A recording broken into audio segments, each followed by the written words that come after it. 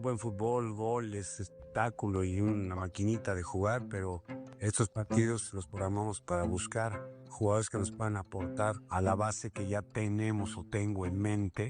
Importante siempre ganar, creo que es lo mejor, no es fácil venir a estos escenarios donde el calor es máximo. Son muy aguerridos, yo creo que tienen una muy buena identidad y una muy buena ideología de juego. Yo creo que ellos tuvieron un par de ocasiones buenas para empatar el partido. La verdad contento por el 0 atrás también, siempre es importante poder guardar el 0 atrás. La realidad es que siempre quiero jugar lo mayor posible, la verdad, para eso trabajo. Lo he dicho en otras entrevistas, yo creo que la pelea sigue abierta. Este compromiso, tanto en Panamá como hoy, el rival nos pone a prueba, nos exige y es ahí donde se ve quién tiene equilibrio emocional, tamaño, buen juego para integrar la selección de cara al Mundial.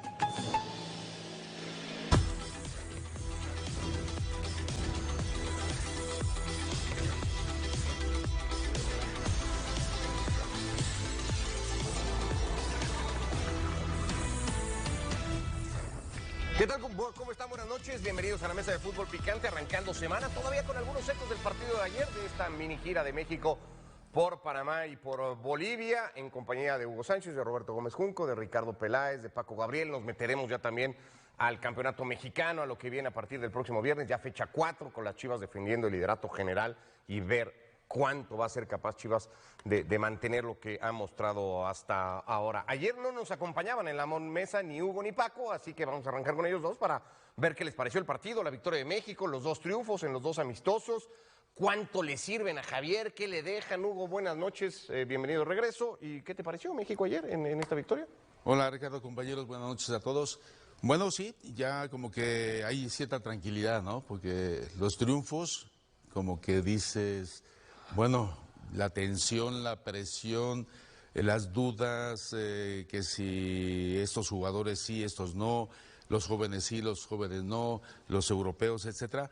Lo importante es conclusiones. Las conclusiones se sacan pocas, ¿no?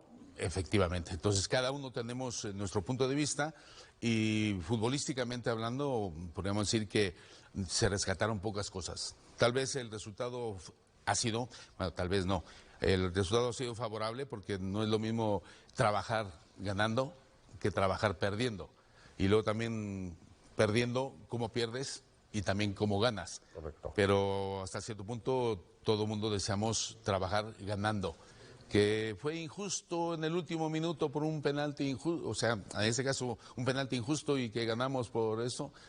Bueno, sí, pero ganamos. Y los entrenamientos y todo lo demás viene con menos tensión, menos presión. Así que estos partidos, yo he sacado conclusiones, futbolísticamente hablando, no muy favorables en cuanto al tema de estilo, en cuanto al tema de juego, en cuanto al tema táctico, estratégico, psicológico. Ayuda psicológicamente, obviamente el triunfo, pero como que nos quedamos a 0 grados, ¿no? Como que no nos alimentó mucho. Es que todas estas cosas, Paco, buenas noches, que dice Hugo, que tienen que ver con el juego, con las variantes, con lo que entrega México o ofrece México, no se disiparon demasiado, ¿no? Yo sé que tú eres un defensor y te gusta priorizar el resultado, se ganan 2 partidos cuyo resultado es lo de menos, pero no mucho más de eso, ¿no? Más bien siguen siendo más las dudas que las certezas en este equipo. Así es, buenas noches, Hugo, qué bueno que ya estás acá. Gracias. De regreso, un gusto estar aquí con ustedes, Ricardo, Roberto.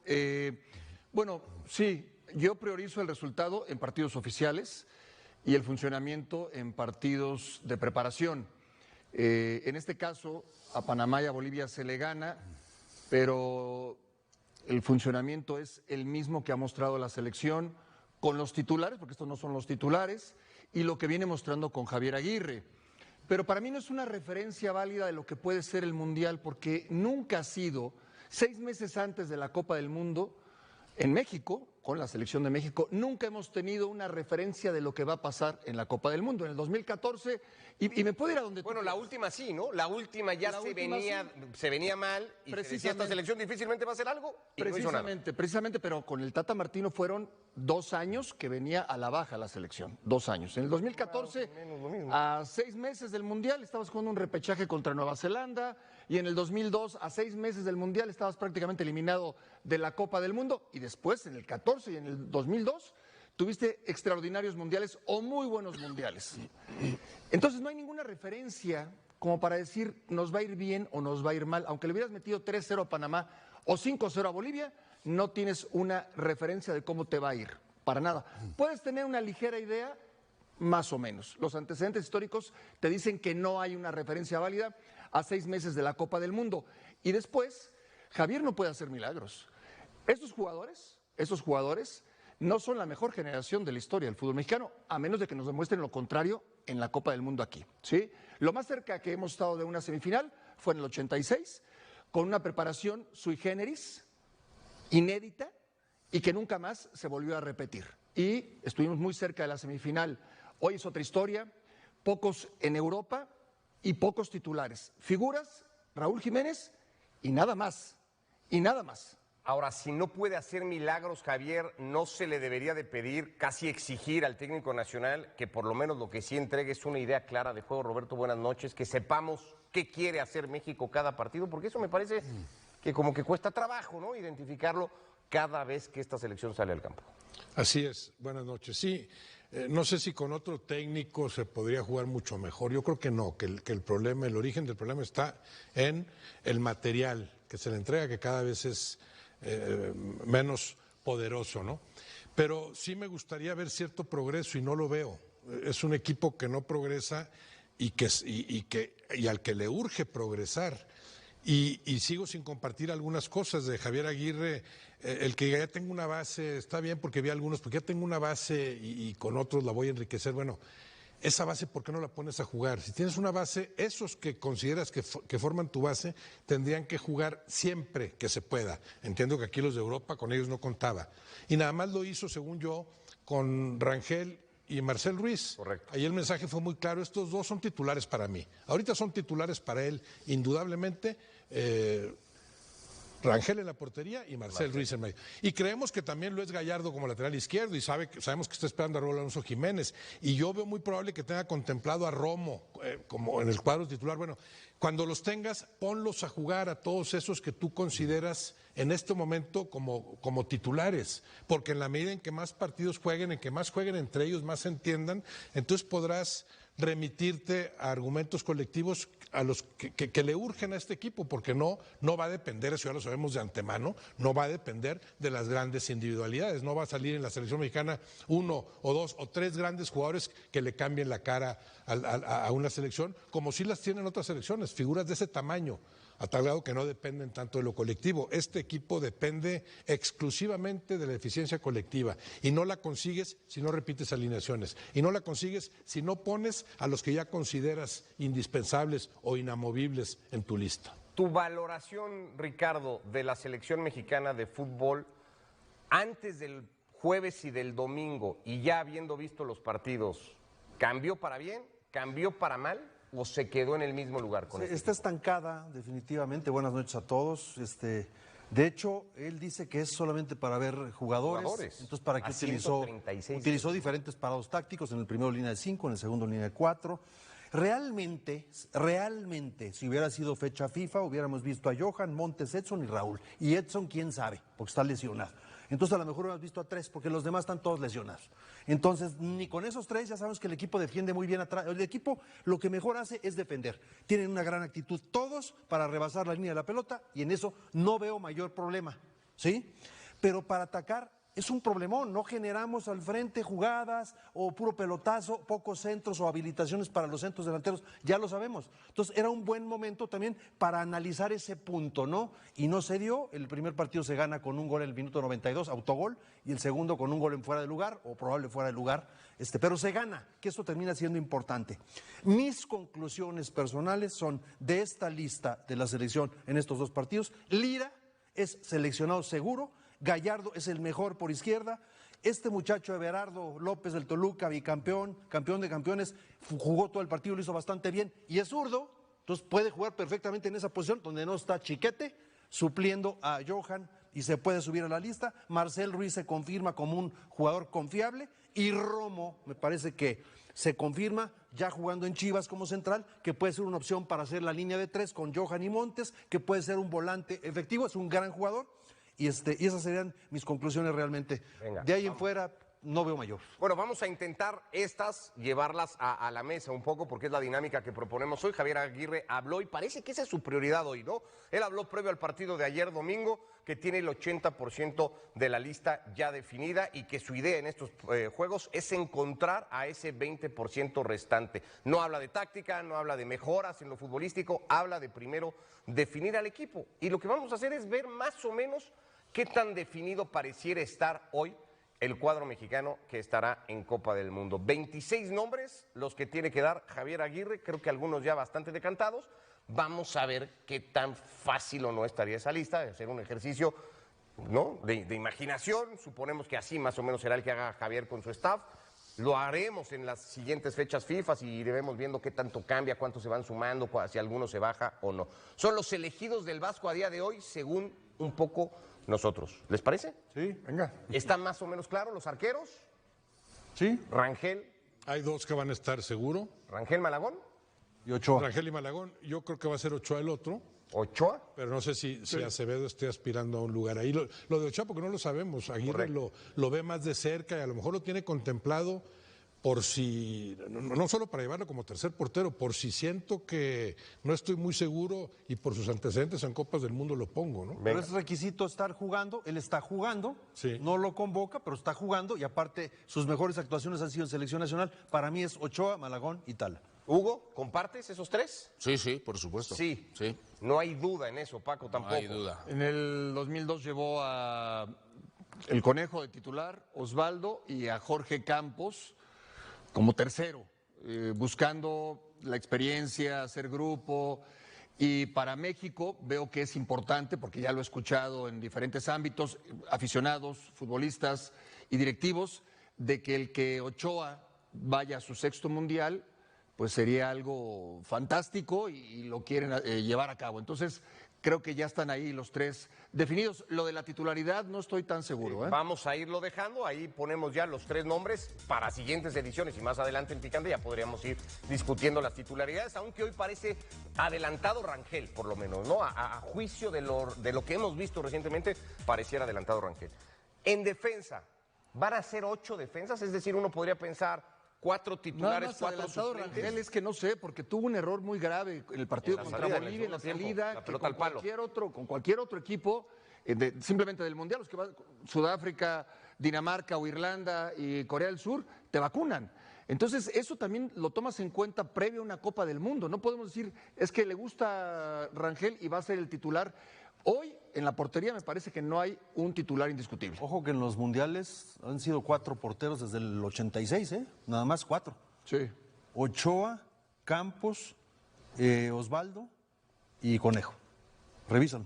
Sí, 86, bueno, 86. Después del 86 no. Del 90 que no fuimos, del 94 para acá, sí, han sido esos 4 nada más. Y después no habíamos tenido este problema. Pero la otra es que Javier Aguirre creo que es especialista en sorprender con los porteros, ¿no? Esa que habla fue 2010. Sí.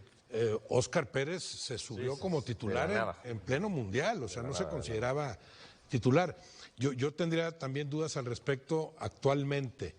Vamos a suponer, vamos a imaginar que Javier Aguirre dice es Ochoa porque lo estoy viendo de cerca, además de que es su sexto mundial, ha sido figura en Copas del Mundo, me transmite tranquilidad, se la transmite al equipo, va a ser Ochoa.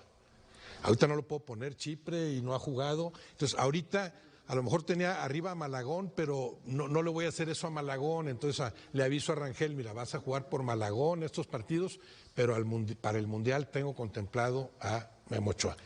O no se los dice, pero que él tenga en mente, es más fácil a la mera hora poner como titular a Guillermo Ochoa si es desplazando a Rangel que desplazando a Malagón. No sé si me expliqué. Correcto. O sea, no sería nada raro en el caso de Aguirre, pero él es el que sabe cómo está Ochoa. Nosotros no sabemos. Okay. Con las imágenes que veamos de los goles que le meten en Chipre, pues ¿qué podemos saber, no? Bueno, vamos con defensas. ¿8 defensas? Sí. ¿Cuatro seguros? 4 seguros y 4 suplentes. Gallardo, Johan, Montes y Israel Reyes, para mí son seguros esos 4. ¿Seguros? ¿Esos 4?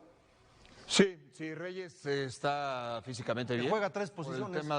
Por el tema de la lesión. Hoy puso un mensaje en redes sociales en donde decía que no tenía mayor cosa y que incluso está para el fin de semana. Ahí, bueno, Huesca está lesionado. Sí. Jorge Sánchez deja dudas. Sí. El mejor defensor que puedes ubicar ahí, olvídate si es central, lateral, el mejor defensor es Reyes. Yo creo que con esa línea de 4, con Gallardo, Montes, Johan y Reyes, estás protegido, estás cubierto. ¿Cuántos defensas tienes que llevar a una Copa del Mundo, Hugo? Si la lista es de 26, 4 y 4 suplentes, o puedes sacrificar uno y llevar solo 3 suplentes y llevar 7 defensas, ¿cómo lo confirmarías o lo conformarías tú? Bueno, he estado ahí ya en ese puesto de seleccionado y entonces, como estamos hablando, ¿no? Estamos suponiendo. Sí. El suponer es como orientar a Javier Aguirre. Bueno, dar una opinión, a lo mejor Javier nos oye y se ríe de nosotros, o a lo mejor dice, mira, estos pusieron ahí un par de nombres interesantes. Fíjate que cuando sabe. Está simpático lo que dijeron. Claro, o sea, cada uno tenemos un punto de vista, o sea, cada uno somos unos seleccionadores perfectos, extraordinarios, en los cuales decimos, ¿se acuerdan que yo dije tenían que haber llevado a este? Y se equivocaron. O sea, todos somos directores técnicos de la selección nacional. Entonces, cada uno tenemos nuestra lista. O sea, si nosotros damos la opinión para orientar a Javier, bien, pero ¿lo vamos a orientar o desorientar? Comparto lo que yo hice en su momento cuando estaba en la selección. Venía el gerente, o en este caso el capitán del restaurante X, y me decía, oye, Hugo, ¿no vas a llevar a Fernando de tal? Y que le digo, ¿pero por qué me dices? No, es que lo debes de llevar, porque resulta que está jugando muy bien. Cada uno tiene su punto de vista y también es favoritismo de un equipo. Le va a Chivas, pues quiere llevar a jugadores de Chivas. Le va a la América, quiere llevar a jugadores de la América. Pero es muy válido, ¿no? Digo, está bien como aficionado, pues, y nosotros como analistas. Cada quien ve el fútbol. Todos está bien. Directores técnicos en potencia. Sí, pero yo no estoy diciendo que sea válido o no sea válido. Se escucha. Y yo escuchaba a los capitanes de los restaurantes y les pedía, háganme su lista. Háganme su lista de quiénes son los 23 que deben de estar. En este caso, ¿cuántos deben de ser? 26, ¿no? 26. Y yo les decía a los capitanes, hazme tu lista de 26 y lo voy a considerar. Y a cada uno le iba diciendo, y yo a mi cuerpo técnico. Estaba 120 hojas. Efectivamente. Entonces sacaba unas conclusiones, decir, ¿convocabas a los más repetidos en las hojas o por lo menos hace un razonamiento de decir la gente y los más populares son los que están mencionando la gente de la calle, los del restaurante, los que saben, los que no saben y los que saben supuestamente saben mucho. Resulta que te están sugiriendo, pero la verdad no la tenemos nosotros. O sea, como está diciendo Roberto, Javier nos ha sorprendido porque resulta que del portero titular en el Mundial tal, resulta que era uno y salió el otro. Esperado lo del Conejo Pérez. ¿Cuántos más hay confirmados en la línea defensiva? Es que hay un factor hay que tomar en cuenta. Lira, Edson y Romo, si van a estar esos tres, ya puedes disminuir un poco la lista porque los tres te juegan como centrales. Si los puedes utilizar como volantes, entonces ahí esos tres van a estar. Van a estar Lira, Romo y Edson. Lira, Romo y Edson. ¿Los tres? ¿Seguro? Sí, para mí sí. Depende cómo quieras jugar, pero yo no prescindo de ninguno de los tres. O sea, para mí Romo tiene que estar donde lo pongas, Edson donde lo pongas, Lira donde lo pongas. Lo único, Edson me parece, jugando solo de contención, te complica mucho, ¿eh? Yo creo que Romo de los tres sería el que todavía no está 100% seguro. Me da esa impresión a mí. Yo por está recuperado, creo que está de regreso. Yo por la tendencia y por lo que está haciendo Chivas, sí también veo a esos tres. A esos tres los sumamos. No son defensores. Yo tengo la duda con Jorge Sánchez. Sí, vamos haciendo la lista completa. Yo creo que Jorge Sánchez va a estar. Jorge Sánchez, sí, yo también creería que va a estar. Las dudas que quieren, porque pero necesitas por derecha, un suplente de lateral derecho y ese es el más adelantado. Sí. ¿No? ¿Por encima de Richie Ledesma? Sí. Ahorita sí. Jorge Sánchez entonces a la lista. ¿Un nombre más? Sí. ¿Algún otro central? Juárez. Ahí sí. Mateo Chávez. Este chico del Toluca. Angula. El de Toluca. López, que decías tú. López lo hizo muy bien. Everardo López. Víctor Guzmán lo hizo Pero no muy lo bien. podemos poner como un fijo. No, la idea de la dinámica es poner a los que creemos que van a estar 100%. Juárez es candidato. Podemos saltarnos. Orozco, por 100%, supuesto, Chiquete Orozco. O sea, los que hoy vemos seguros, los que hoy todos vemos seguros. Entonces no pongas Pasamos a medio campo. Pásate a medio campo. Nada más una aclaración en eso, el tema de los defensores. Por ejemplo, Javier Aguirre en el 2002 nunca había convocado previo al Mundial a Carmona y lo llevó y lo hizo titular indiscutible. Es decir, no lo conocía, me imagino que le habrá preguntado a La Puente, lo habrá visto jugar y te dicen, es que es Carmona, ¿por qué es Carmona? Y sin haberlo llamado nunca, lo puso a jugar porque Carmona era prácticamente confiable, infalible. Y puede suceder con algún jugador que no tenemos en el radar. Correcto. Sí, por eso pero bueno, vamos con los que... A ver a cuántos llegamos. A ver a cuántos nos salen. No más nombres. No, pues pon a Lira, Ya vamos a medio campo, pero bueno, ahí ya están Edson, Romo y Lira. Para empezar con el medio campo. Marcel también. Marcel Ruiz. ¿A Luis Chávez lo descartamos? Obviamente. ¿A Luis Chávez lo descartamos? Sí, no lo ponemos en los que hoy estamos viendo seguros, no lo ponemos. Si se recupera lo va a contemplar, obviamente. ¿Al Chiquito Sánchez? Ahorita no. No. Seguro no. Parece que el Aguirre es el que lo ha descartado, me parece. ¿A Fidalgo? Y si no ha retomado. ¿A Fidalgo tampoco? No, porque vamos a hacer la lista a ver hasta dónde llegamos. Los que hoy, a juicio de todos, Que veamos casi seguros. hay un montón de candidatos. Pero hace un mes decíamos que Fidalgo... Pero no lo ha convocado. Vamos a llegar a 16, a 17, a 18. Porque todavía no lo podía convocar. Pongamos, si les parece, a los dos Jiménez. Los dos Jiménez. Los dos Jiménez Oye, están. en medio, ya pusiste a Marcel Ruiz, va a estar Mora, Gilberto Mora. Ok. Va a estar. Vega. Alexis Vega, los dos Jiménez, claro. Vega. Alvarado, yo lo apunto desde ahorita. Orbelín. Lainez, Sí, Lainez, sí. Seguro no, pero Lo veo sí. muy cerca. Digo, yo sí lo llevaría. Volvemos al gusto de Javier. Lo veo también por la percepción de Javier Aguirre, lo veo muy cerca. Es que Lainez... Lainez. O Lainez y Alvarado. Hoy, por ejemplo, Lainez o Alvarado. ¿A quién llamas? A Lainez. No, yo a Lainez. Yo a Lainez. Es que... Pero él ha utilizado mucho a Alvarado. Sí, pero también. ¿quién está mejor en este momento? No, Lainez, pero sí Lainez. es más del gusto de Javier Alvarado. Aparentemente, porque además le da más en el... La discusión va a caer en Quiñones porque está haciendo goles, ya empató la... Orbelín. No. No. Lozano. Chucky. No. Pero no, yo creo que todavía falta. Vamos con los seguros, ¿quién? Falta que Chucky decida. A Chucky, sí. A menos que te diga, no, ya no voy a jugar, voy a cobrar nada más. Bueno. Parece que esa ya no es pública todavía la decisión, pero parece que es un trascendido que así será. Quiñones, ¿no? ¿Seguro no? Yo creo que sí. Pero está no es haciendo un goles. seguro. Pero no es un seguro. ¿Berterame? Es que seguro. Sería el cuarto. Berterame sería el tercero. Seguro la muerte, ¿no? No, es que seguro, si puedes poner Si puedes poner Berterame, Blas, Armando González. Seguro ese es en uno esta de ellos. selección. Al final regresamos a claro. 4 o 5. Seguro.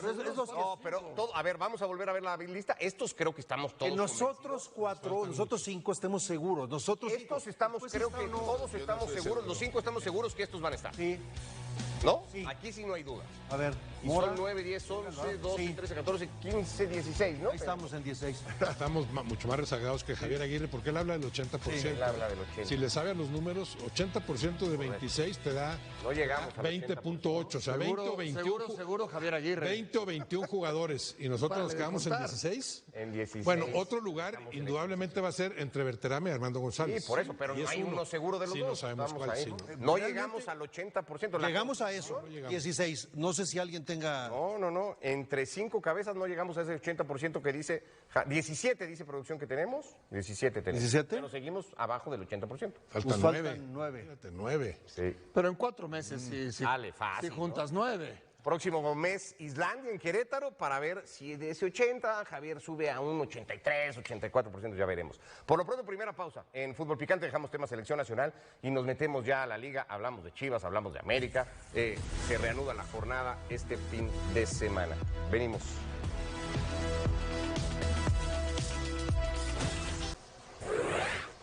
Guadalajara es hoy el mejor equipo del campeonato, aunque la muestra, hay que decirlo, es bastante reducida, de apenas 3 jornadas en las que el equipo suma 3 victorias y 9 puntos. Eso sí, lo hace dándole continuidad a lo mostrado el semestre pasado, donde a base de jugar bien, Chivas fue capaz de clasificar directo a la liguilla, donde después perdió en su primera eliminatoria ante Cruz Azul en el marcador global. La alegría en la afición de Chivas podría entenderse normal, aunque el panorama a futuro no es tan prometedor como a muchos les gustaría y como incluso algunos ya presumen anticipadamente.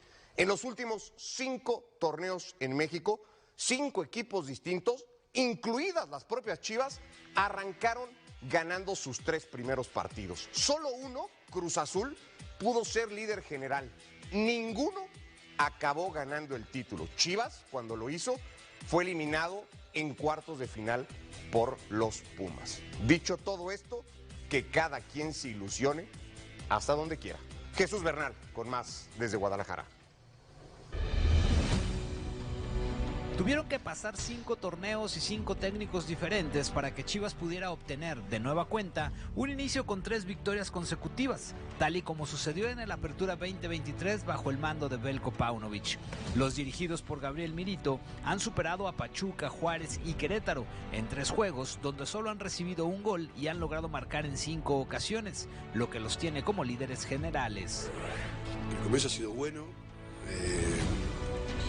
Siempre la idea es evolucionar, porque los rivales también juegan, te crean problemas y no se puede jugar siempre de la misma manera. Estamos haciendo un comienzo de campeonato muy bueno, que al equipo se lo sigue viendo con la dinámica del torneo anterior, pero siempre soy bastante inconformista, siempre creo que se puede mejorar o darle una vuelta más a algunas cosas, y bueno, el desafío es sostener esto. La clave en realidad para llegar a cosas importantes es sostener regularidad. En aquel 2023, Chivas fue de más a menos, pues el rebaño terminó clasificando en 5º lugar general para ser eliminados por los Pumas, en medio de un caos por indisciplinas y porque el propio técnico amagó con irse a la Almería de España a media temporada.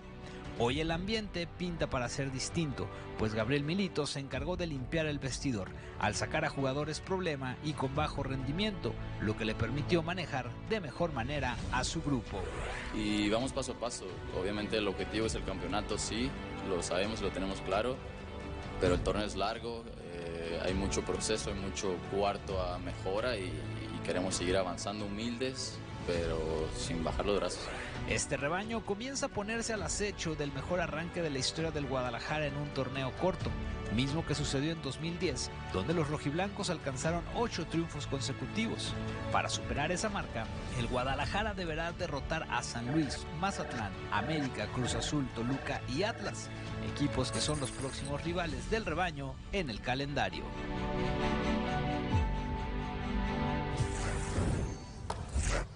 Bueno, pues ahí están las tendencias. Luego no les gustan que hablemos de tendencias, pero esta es la tendencia que se ha marcado en los últimos 5 torneos, y el ejemplo más reciente fue Pachuca, el anterior. No sé, revisado todo esto, si realmente la ilusión de Guadalajara tendría que estar, Paco, en los niveles en los que para mucha gente está al día de hoy, por el arranque de torneo que ha tenido. La ilusión sí.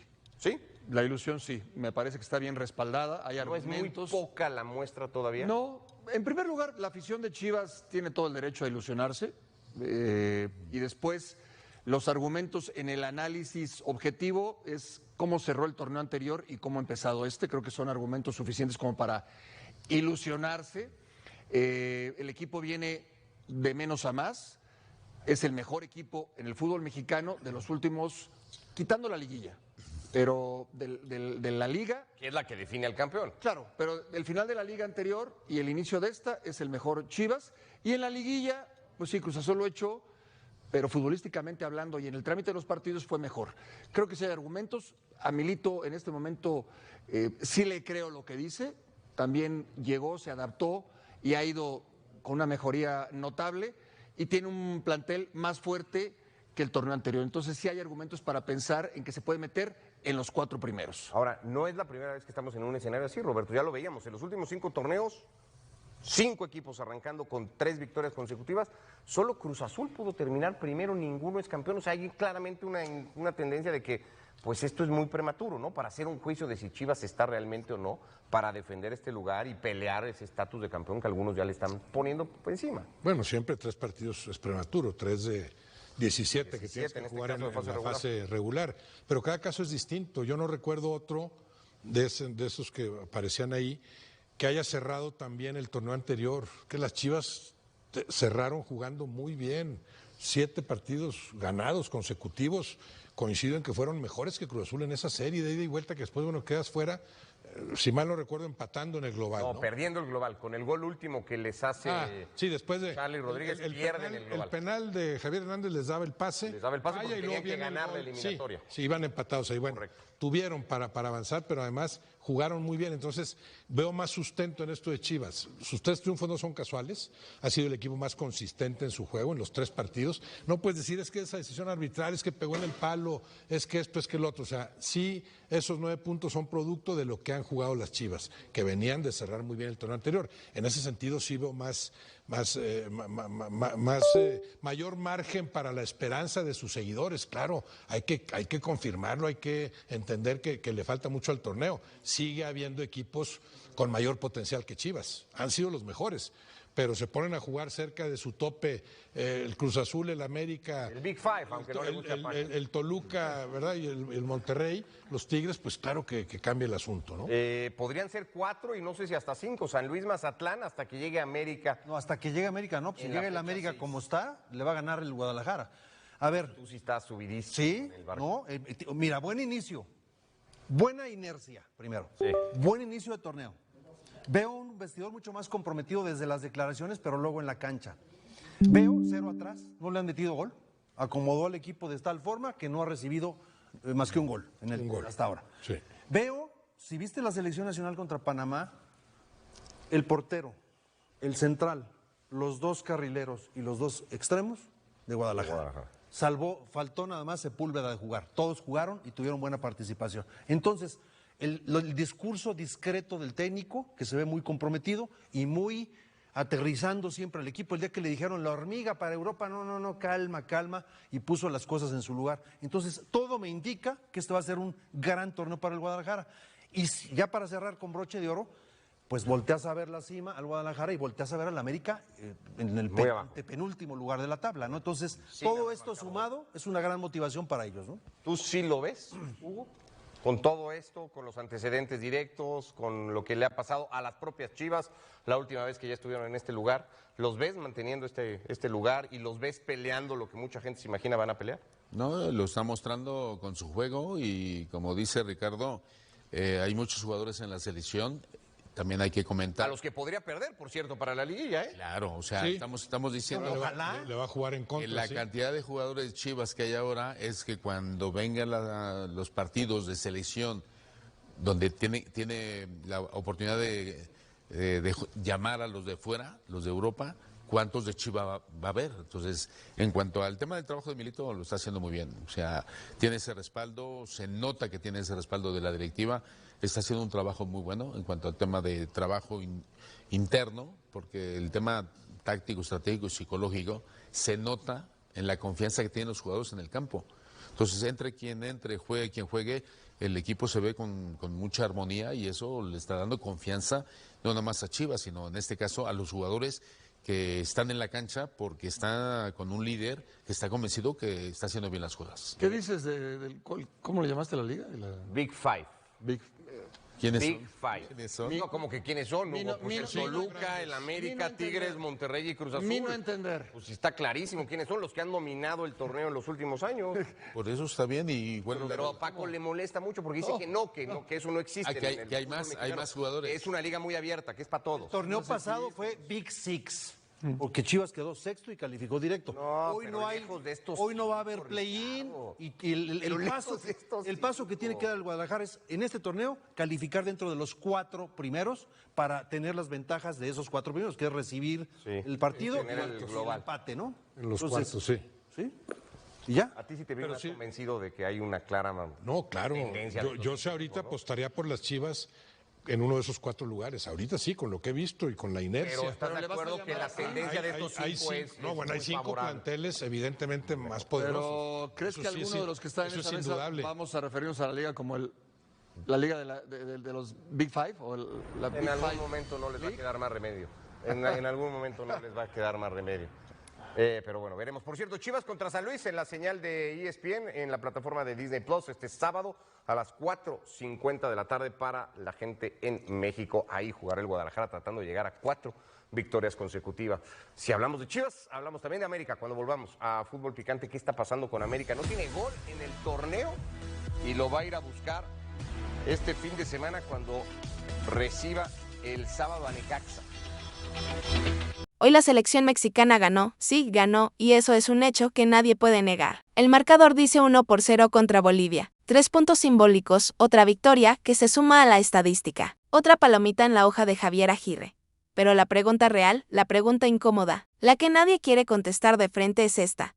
¿Realmente avanzó algo la selección mexicana o solo seguimos dando vueltas en el mismo círculo de siempre, celebrando triunfos que no dicen absolutamente nada de cara a lo que viene? Porque ganar no siempre es sinónimo de convencer, y convencer no siempre significa estar listo, y hoy México, aunque ganó, dejó muchísimas dudas que no se pueden esconder debajo del tapete solo porque el resultado fue positivo. Este partido, como el anterior, como muchos de los que hemos visto en esta nueva etapa del Vasco, fue un partido para observar, para analizar, para sacar conclusiones. No para festejar como si se hubiera encontrado la fórmula mágica, porque la fórmula mágica no aparece por ningún lado y si alguien cree que ya la tenemos, está viendo otro fútbol o se está engañando solo. Javier Aguirre fue claro. Él mismo lo dijo, esta no es una fecha FIFA para competir. Es una fecha para probar, para evaluar, para hacer un casting, para ver quién se sube al barco rumbo al Mundial de 2026 y quién se queda viendo desde la orilla. Y bajo esa lógica hay que juzgar estos partidos, no solo por el gol de Berterame, no solo por el 0 atrás, sino por las sensaciones que deja el equipo, por los nombres que avanzan, por los nombres que se estancan y por los nombres que, aunque a muchos les duela, simplemente no terminan de convencer al técnico. Y aquí es donde empieza el verdadero debate, porque cuando uno escucha a la gente decir México ganó, ¿de qué se quejan? Queda claro que seguimos confundiendo el fondo con la forma. Seguimos creyendo que el resultado tapa todo, cuando la historia reciente nos ha demostrado que llegar a un mundial sin claridad, sin gol, sin funcionamiento y sin decisiones valientes nos termina pasando factura siempre.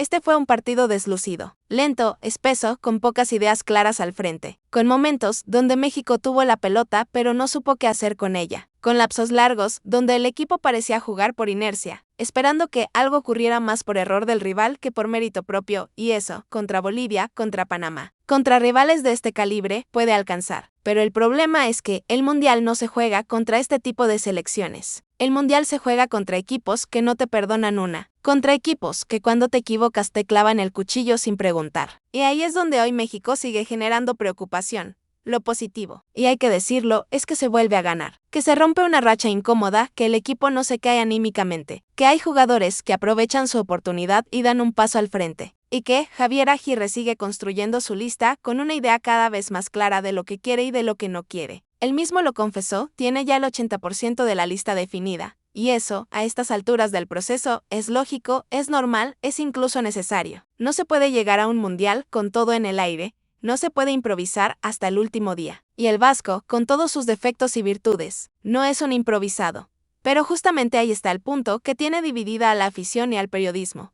Las decisiones de Aguirre. Esas decisiones que muchas veces parecen ir a contracorriente de la lógica popular. Esas corazonadas que él mismo ha tenido a lo largo de su carrera y que en ocasiones le han salido bien y en otras le han costado críticas durísimas. Hoy el nombre que concentra toda esa discusión es uno solo, Julián Quiñones. Porque mientras Quiñones sigue marcando goles, sigue siendo determinante, sigue demostrando potencia, desequilibrio y hambre en el fútbol árabe, la selección mexicana sigue batallando para generar peligro real. Sigue sufriendo para meter goles, sigue dependiendo de chispazos aislados. Y la pregunta es inevitable, ¿cómo se explica que un futbolista con ese momento no tenga siquiera un lugar en la conversación? Aguirre ha sido tajante, ha dicho que nadie tiene las puertas cerradas, que todos los que sean mexicanos y tengan continuidad son elegibles. Pero en los hechos, Quiñones no aparece, no suma minutos. No parece estar dentro de ese 80% del que habla el técnico. Y eso para muchos es un lujo que México no se puede dar, porque México no es una selección que se dé el lujo de despreciar goles. No es una selección que pueda decir me sobran delanteros. No es una selección que llegue a los partidos generando 4 o 5 oportunidades claras por tiempo. Al contrario, México lleva años sufriendo para encontrar gol, para encontrar contundencia, para encontrar un delantero que marque diferencias en partidos cerrados. Y en ese contexto, prescindir de Quiñones parece, por decirlo menos, arriesgado.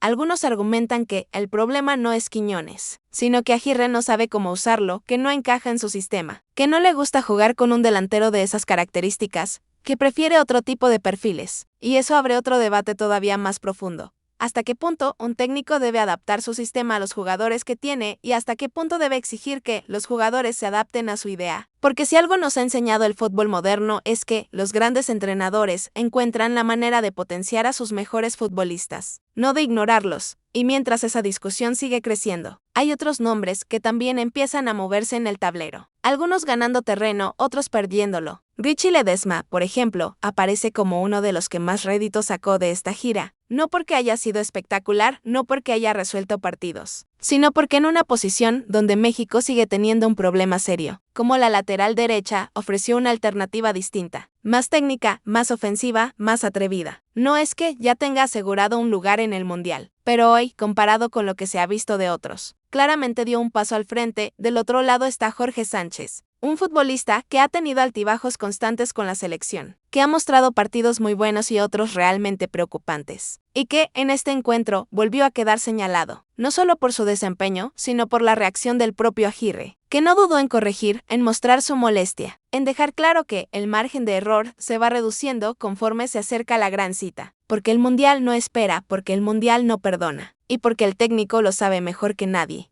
Y así, nombre por nombre, puesto por puesto, México va armando su rompecabezas. Un rompecabezas que todavía tiene piezas sueltas, que todavía genera dudas, que todavía provoca discusiones, pero que poco a poco va mostrando la idea del entrenador. Hay jugadores que ya parecen fijos, hay otros que están en la cuerda floja y hay varios que, aunque hoy estén convocados, parecen estar más cerca de quedarse fuera que de subirse al avión. El problema, y esto es lo que más inquieta, es que más allá de los nombres, el funcionamiento colectivo sigue sin despegar del todo. Hay orden, hay disciplina, hay intención defensiva, pero en ofensiva el equipo sigue dependiendo demasiado de acciones aisladas, de balones largos, de errores del rival o de momentos individuales. Y eso, insisto, puede alcanzar para ganar partidos amistosos, pero difícilmente alcanza para competir de verdad cuando el nivel sube. Javier Aguirre pide paciencia, pide tiempo, pide comprensión y en parte tiene razón, porque ningún proceso se construye de la noche a la mañana. Pero también es cierto que el reloj ya está corriendo, que el margen de maniobra sea corta y que cada decisión cuenta. Cada convocatoria, cada alineación, cada cambio manda un mensaje, no solo a los jugadores, sino a la afición. Y hoy el mensaje es claro, hay un grupo base. Hay confianza en ciertos nombres y hay otros que, aunque la estén rompiendo en sus clubes, no terminan de convencer al técnico y esa es la realidad. Incómoda para algunos, frustrante para otros, pero real. México ganó, sí, pero el debate está más vivo que nunca. Las dudas siguen ahí.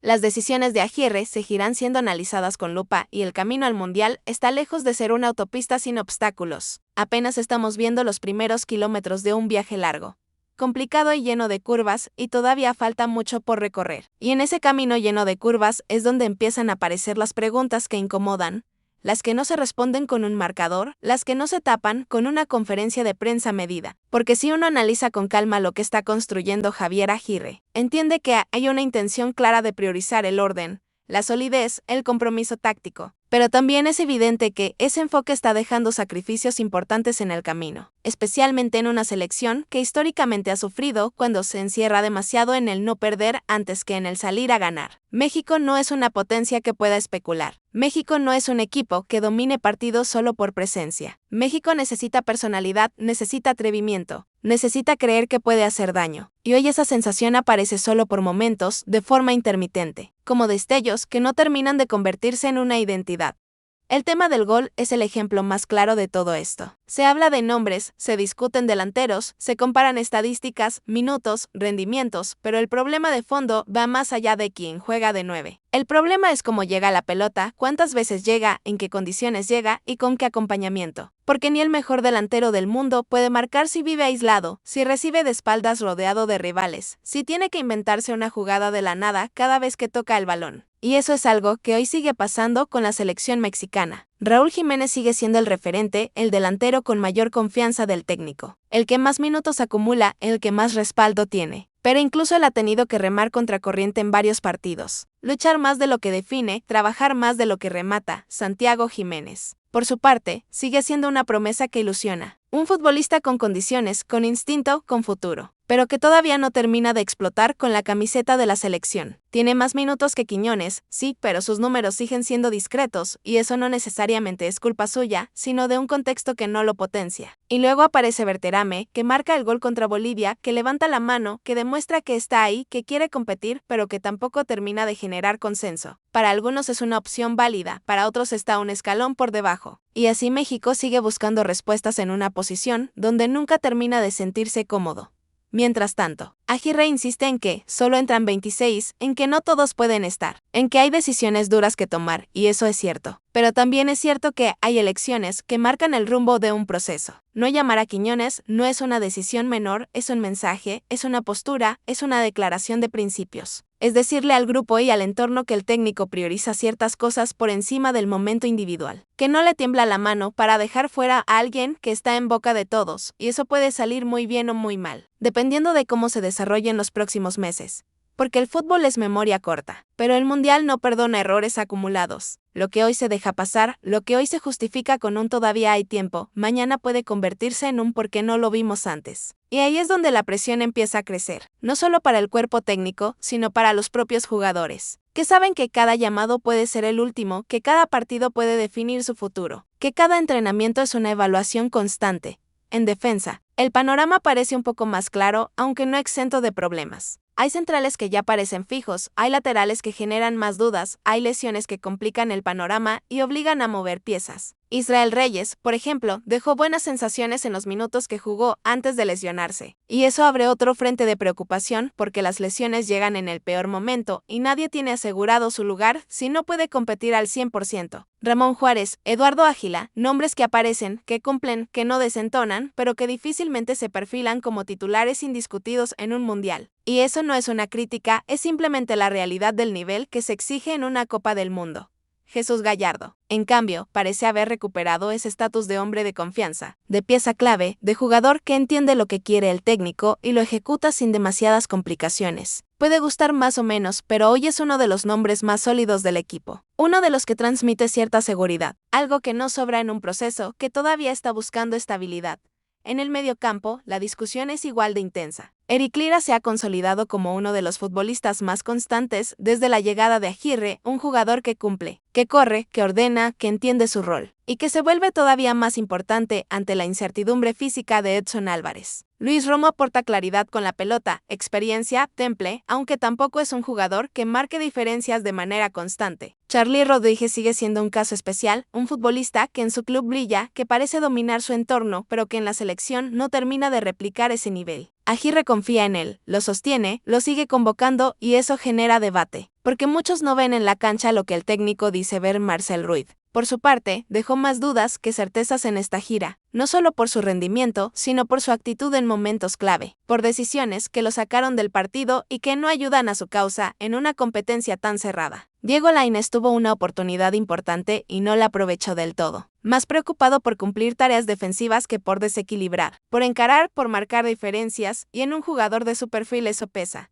Y así, entre aprobados, reprobados y términos medios. La selección mexicana sigue avanzando, pero sin terminar de despejar el panorama. No hay una sensación de tranquilidad total, no hay una idea ofensiva que enamore, no hay un once que todos repitan de memoria. Hay trabajo, hay intención, hay experiencia en el banquillo, pero también hay muchas preguntas sin responder.